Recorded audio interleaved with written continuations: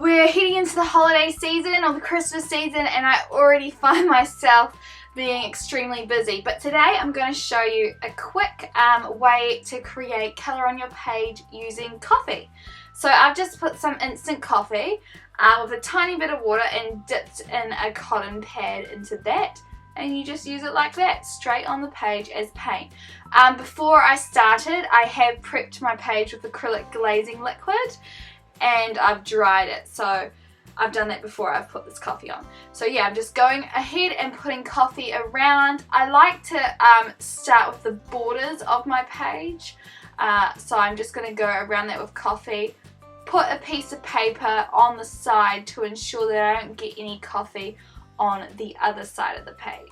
Now I just went ahead and dabbed around the page. I want it to look kind of old school, vintage, so I just dabbed the coffee in places all around the page to create that effect. And then I'm just drying it. So I'm going in next and I'm going to draw my first timepiece. I'm going to do one of those old school little clocks, pocket watches, that's what you call them, at the corner of my page.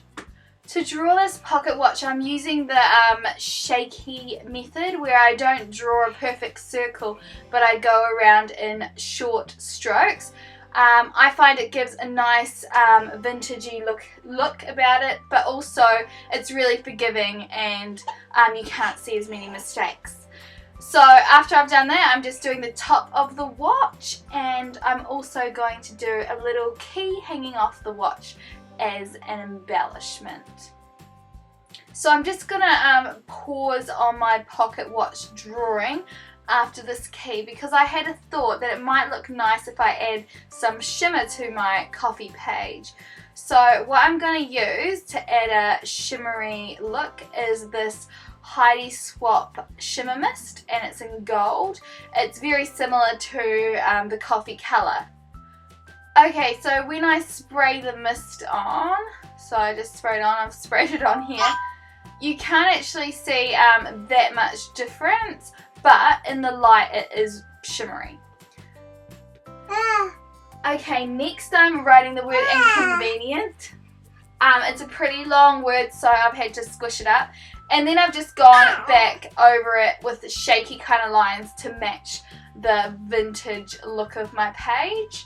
I've found with my Pit Pen, maybe because the shimmer mist isn't completely dry, I'm not sure, but sometimes it's not writing as well as it should on the surface, so I've had to kind of scribble on the white piece of paper to get it going with a proper flow. So yeah. I'm just writing in this part is now inconvenient. Alright, so once I've finished my text here, I'm going to go back to my little pocket watch. So I'm going to do Roman numerals, and I'm just going to start with the 12, the 3, the 6 and the 9 because I find when I put them on my clock, it makes it easier for me to space out the rest of my numbers. But if I try and go around 1, 2, 3, 4, 5, 6, 7 like that, I often don't space it out very well and it looks silly. So I suggest if doing a clock face to start with the 12, the 3, the 6 and the 9. So I forgot to mention we're in Esther, and this is Esther chapter 4, and specifically when Mordecai is saying to her to go into the king, and he says to her that perhaps she was born or has come into the kingdom for such a time as this. And so this made me think about why we came into the kingdom for such a at this particular time. So why I was born at this time, but also why I was saved and born again, why I gave my life to Jesus at this part of my life. So yeah, it made me think about that, and also how the times of God for us is not often convenient time. For Esther, that was the worst time to go before the king because it could mean her death, because she couldn't come before the king unless she was called. So this was a terrible time for her. to have to go before the king. And so I was thinking about just how God's call, God's timing, when he asks you to do things, it can often be inconvenient, and you often think, yeah, I will do that, but now, seriously? So yeah, that's kind of where I was going with this entry. So to add to my timepiece or my pocket watch, I've also done an hourglass, and I'm writing underneath is now inconvenient. God is calling you for such a time as this.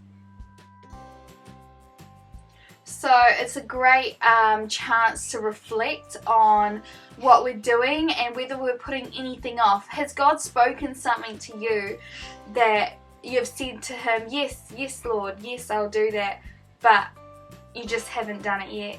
Or yes, I'll do it, but just not yet, I just have to do a couple of things first. And all through the Bible there's examples of people who say this, like, let me bury my father.